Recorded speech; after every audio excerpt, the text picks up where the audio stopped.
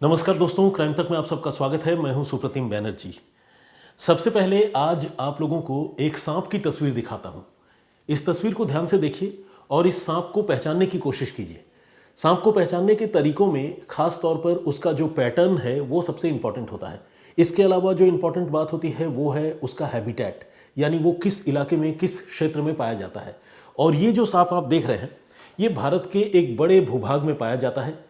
काले रंग के इस सांप के ऊपर सफेद रंग की डबल धारियां होती हैं और यह सांप बहुत खतरनाक है।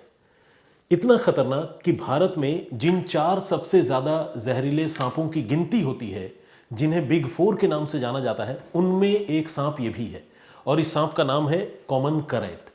वैसे तो दिखने में कॉमन वुल्फ स्नेक भी कॉमन करैत की तरह लगता है, लेकिन कॉमन करैत के कुछ खास पैटर्न हैं जिससे एक्सपर्ट्स इस सांप को पहचान लेते हैं। इस सांप की वैसे तो कई खूबियां हैं, लेकिन एक खूबी यह है कि इसे साइलेंट किलर कहा जाता है। साइलेंट किलर इसलिए कहा जाता है क्योंकि इस सांप के काटने पर अक्सर जिस शख्स को या जिस भी जीव जंतु को यह सांप काटता है उसे काटे जाने का एहसास नहीं होता। इस सांप के दांत काफ़ी छोटे होते हैं, लेकिन उन दांतों में खतरनाक न्यूरोटॉक्सिन वेनम भरा हुआ होता है, जहर भरा हुआ होता है और उससे किसी भी इंसान या जानवर की जान आसानी से जा सकती है। अब आप सोच रहे होंगे कि एक सांप के बारे में इतनी माइन्यूट और इतनी बारीक जानकारियां मैं आपको क्यों दे रहा हूं, खासकर क्राइम इन्वेस्टिगेशन की स्टोरी में इस सांप का क्या काम।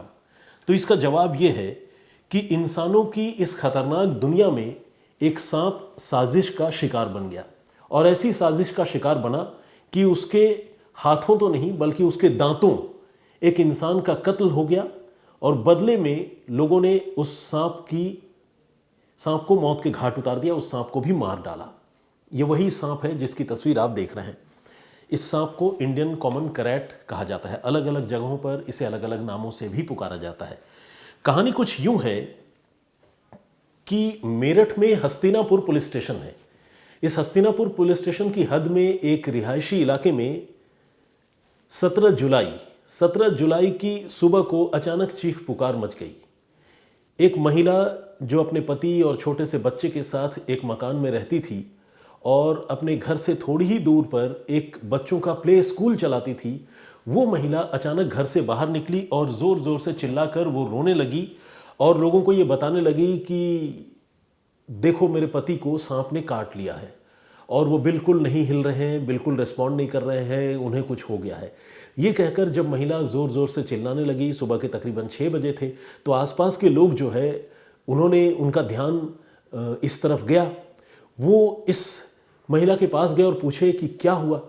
तो महिला, जिसका नाम दामिनी है, उसने कहा कि मेरे पति को लगता है सांप ने काट लिया। मैं अभी चाय लेकर उनके पास गई हूँ, चाय बिस्किट तैयार करके रोज़ की तरह, और मैं देख रही हूँ कि वो बिल्कुल हिल नहीं रहे हैं बिस्तर से, और जैसे ही मैंने चादर हटाया अंदर मुझे काला सांप नजर आया। अब जब ये बात लोगों ने सुनी तो लोग भी घबरा गए और उन्होंने महिला से पूछा कि भाई कैसे हुआ, काला सांप कहाँ से आ गया, तुम कहाँ थी। तो महिला ने बताया कि मैं तो अलग सो रही थी और पति मेरे सो रहे थे, उनके बिस्तर में पता नहीं कैसे ये सांप घुस गया, कहाँ से आ गया। तो खैर लोगों ने किसी तरह चादर को हटाया, आसपास के कुछ सपेरों को बुलाने की कोशिश की, पुलिस को इन्फॉर्म किया, और जब तक पुलिस वहाँ पर पहुँचती तब तक लोगों ने उस सांप को काबू कर लिया और उस सांप को मारा भी डंडे से, जिससे उस सांप की मौत हो गई। ये वही सांप है जिसकी तस्वीर आप देख रहे हैं। लेकिन सांप की मौत से पहले उस सांप के काटने की वजह से दामिनी के पति अतुल की भी मौत हो गई। अतुल एक प्राइवेट जॉब किया करता था, एक ऑर्गेनाइजेशन में वो कंप्यूटर ऑपरेटर था, प्राइवेट जॉब किया करता था।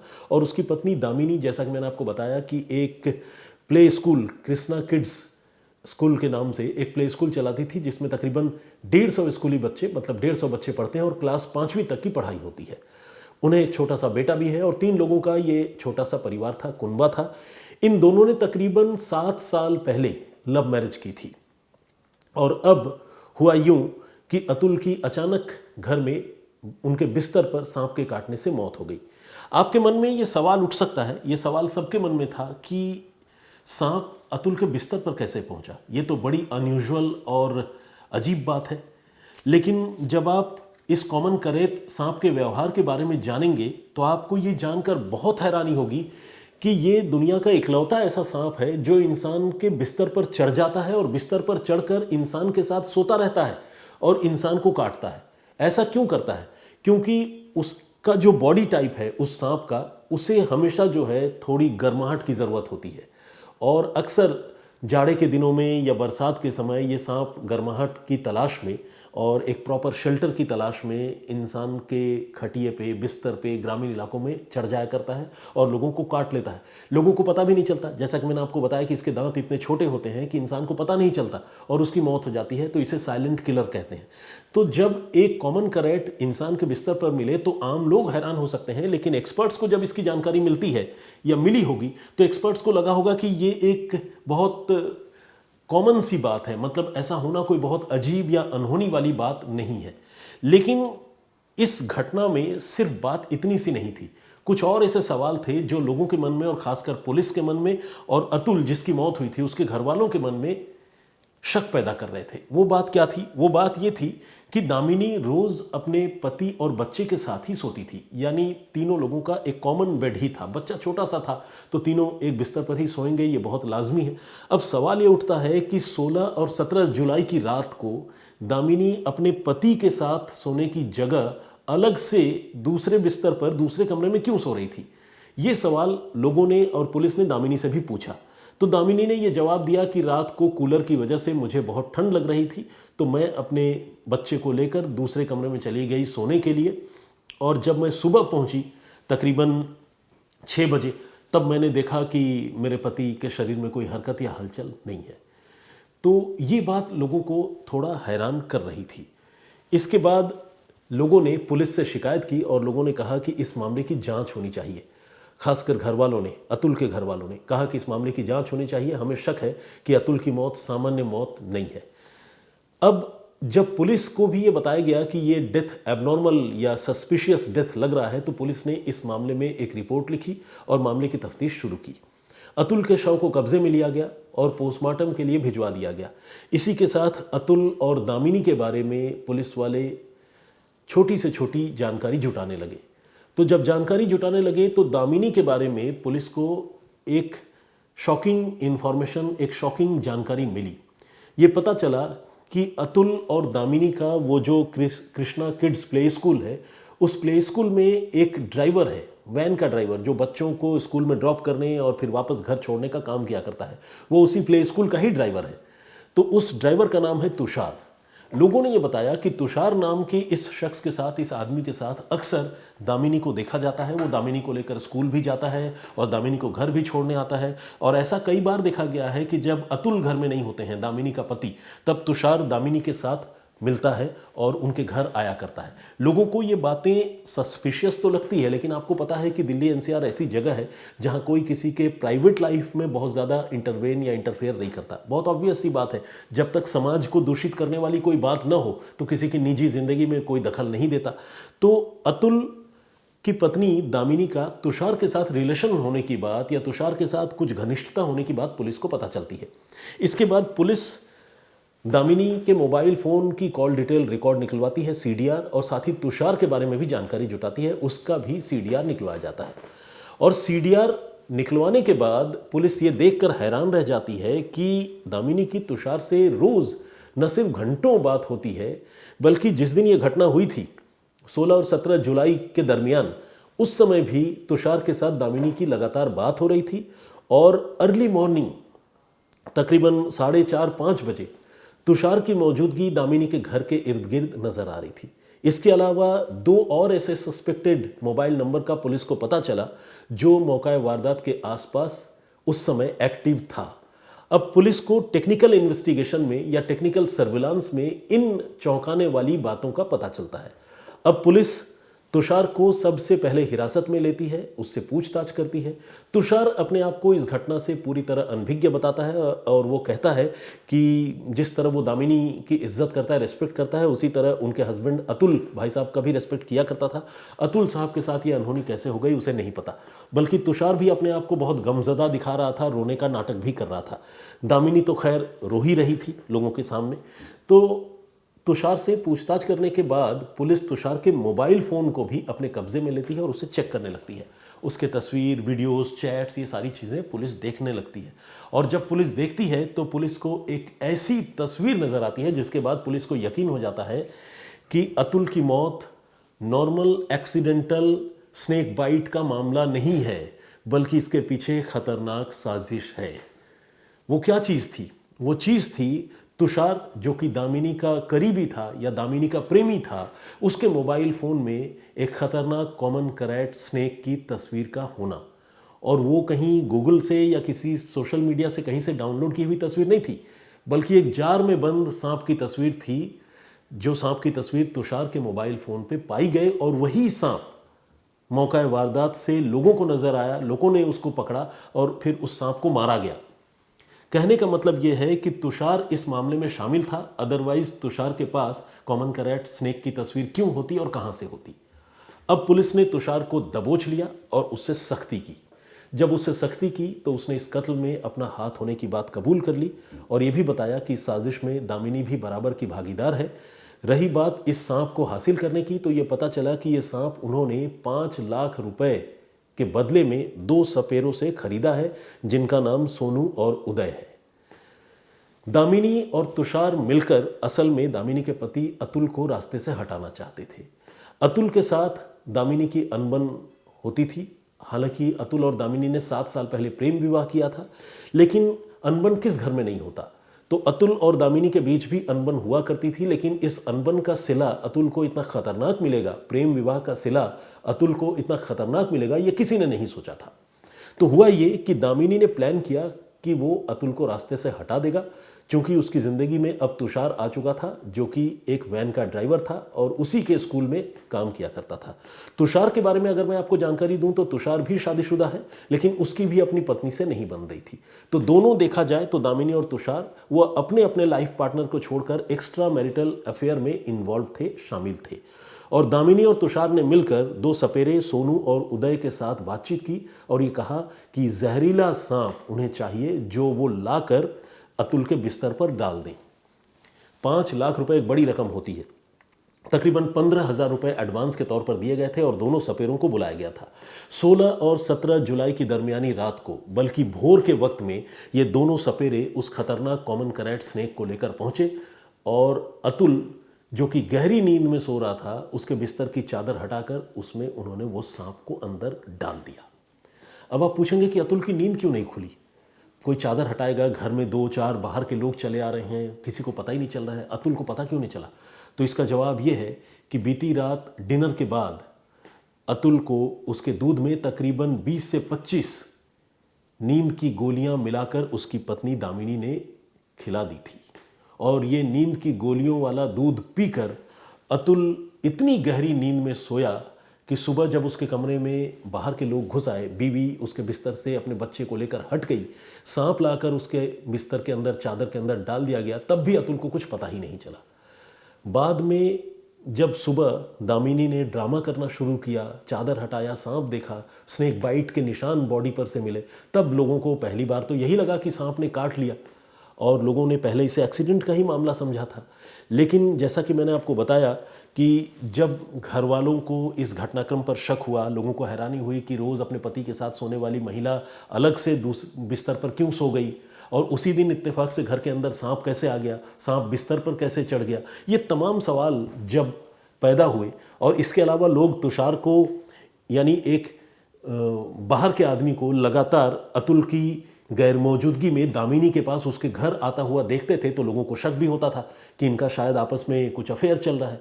तो इन सारी बातों की वजह से लोगों को शक हुआ और उसी शक के आधार पर जब तफ्तीश हुई तो ये सच बाहर आया। अब सवाल था दामिनी से पूछताछ करने का, मौका था दामिनी से पूछताछ करने का। तो दामिनी से जब पूछा गया तो दामिनी ने कहा कि वो अपने पति अतुल से ऊब गई थी। अतुल उसे अक्सर धमकी देता था कि उसे मारपीट करके घर से निकाल देगा। उसके मन में बदले की भावना थी और इसीलिए उसने अतुल के हत्या की प्लानिंग की। पुलिस ने पूछा कि भाई हत्या क्यों की, छोड़कर चली जाती। तो जवाब में ये पता चला कि अतुल का 20 लाख रुपए का बीमा था और दामिनी और उसका प्रेमी तुषार ये चाहते थे कि अतुल की संदेहास्पद स्थितियों में मौत हो जाए और 20 लाख रुपए की रकम वो दोनों हथिया ले और नए सिरे से अपनी ज़िंदगी की शुरुआत करें। तुषार अपनी पत्नी को छोड़ दे और वो फिर आगे साथ साथ रहें। तो ये प्लानिंग थी, जिस प्लानिंग के तहत उन्होंने अतुल की हत्या की और हत्या के लिए कत्ल का हथियार एक सांप को बनाया। दामिनी से ये पूछा गया कि भाई ये अजीबो गरीब ख्याल कि सांप से कटवा कर अपनी पत्नी की हत्या करनी है, ये तुम्हारे दिमाग में कैसे आया? तो इसके जवाब में दामिनी ने जो कहा आपको वो भी जानना चाहिए, वो भी कम चौंकाने वाली बात नहीं है।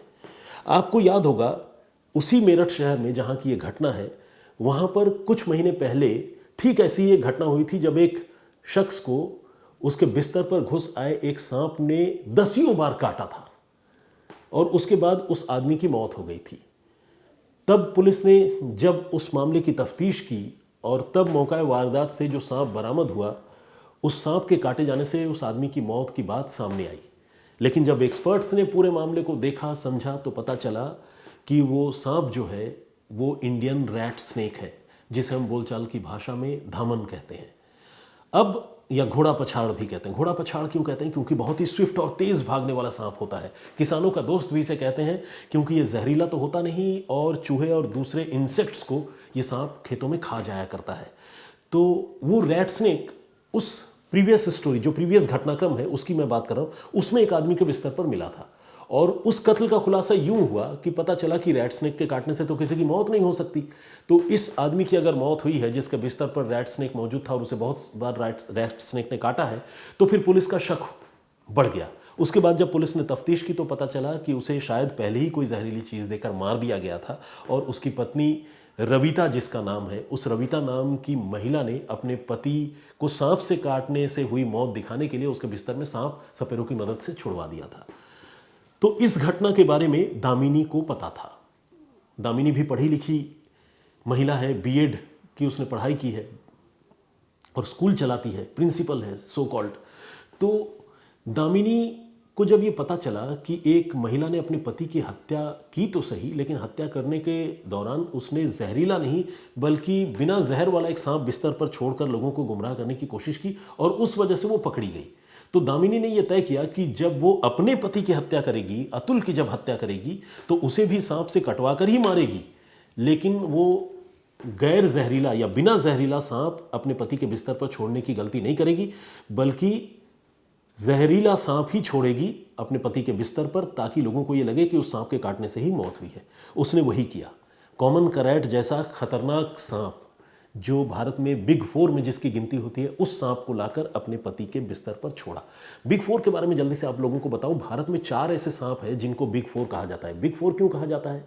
क्योंकि ये जो बिग फोर स्नेक्स है, इनके काटने से सबसे ज़्यादा मौतें भारत में होती हैं। और आपको जानकर हैरानी होगी कि भारत में किंग कोबरा जैसा जहरीला सांप भी मौजूद है, लेकिन किंग कोबरा बिग फोर में शामिल नहीं है। साइज बेशक उसका बिग है, सबसे बड़ा जहरीला सांप हो सकता है कि भारत में तो खैर किंग कोबरा ही है, लेकिन वो बिग फोर में उसकी गिनती नहीं होती क्योंकि उसके काटने से इतनी ज़्यादा मौतें भारत में नहीं होती जितनी दूसरे सांपों के काटने से होती है। वो दूसरे सांप कौन से हैं, आइए जल्दी से आपको बताता हूँ। सबसे ज़्यादा खतरनाक सांप है रसेल वाइपर, जिसको बिग फोर में नंबर 1 पर रखा जाता है और इसके काटने से सबसे ज़्यादा लोगों की मौत होती है। इसके अलावा कोबरा है। कोबरा के कई अलग अलग प्रकार हैं। किंग कोबरा नहीं, छोटा वाला कोबरा जिसे हम गेहुअन कहते हैं या स्पेक्टेकल कोबरा कहते हैं, नाजा नाजा उसका टेक्निकल नेम है, तो वो एक सांप है। इसके अलावा कॉमन करैत है और एक पिट वाइपर है, वो भी वाइपर प्रजाति का ही सांप है। तो ये सांप सबसे ज़्यादा हिंदुस्तान के लोगों को काटते हैं क्योंकि वो हमारे इर्द गिर्द रहते हैं और उससे सबसे ज़्यादा मौतें होती हैं। तो बिग फोर में कॉमन करैट की गिनती होती है और यही कॉमन करैट स्नेक सांप इन्होंने इस बार अपने बिस्तर पर, अतुल के बिस्तर पर छुड़वा दिया था, जिससे अतुल की मौत हो गई थी। अब इस मामले का खुलासा हो चुका है।